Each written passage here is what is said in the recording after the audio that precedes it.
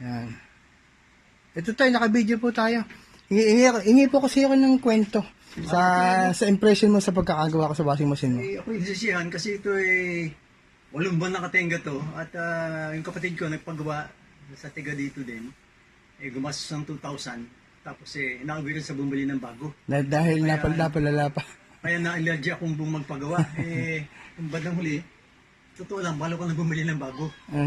Nagbaka sakali ako sa technician na magaling, nakachamba yata. Nakita niyo naman po sa Facebook yung mga nakapost ko. Nakita ko, doon ako na-impress. Satisfied customer. Isa na ako doon ngayon.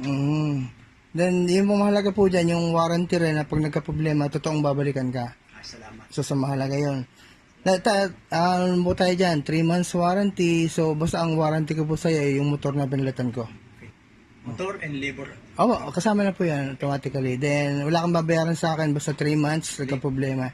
Pero, for sure, 5 years abutin yan. Ay, salamat. Basta wag lang kakargahan ng mabibigat. Satisfying na ano yan, comment mo. Ay, actually, ano yan, expert na expert ako dyan.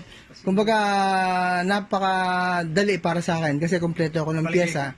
Paligay ko, dali mo lang ginawa eh.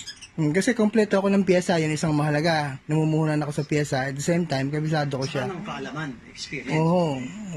Kasi, technician technician na, engineering graduate pa.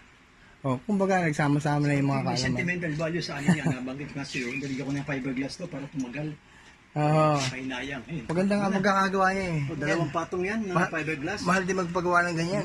Mura lang yan. Ninat-ngat na yan dito. Nakatumba na yan ng bandang huli. Hindi, I mean, kapag technician ang gagawa niyan, hindi mura yan. Thank you so much po. Maraming salamat. Salamat po sa magandang Good testimonial. luck. Thank you, Tay. Thank you.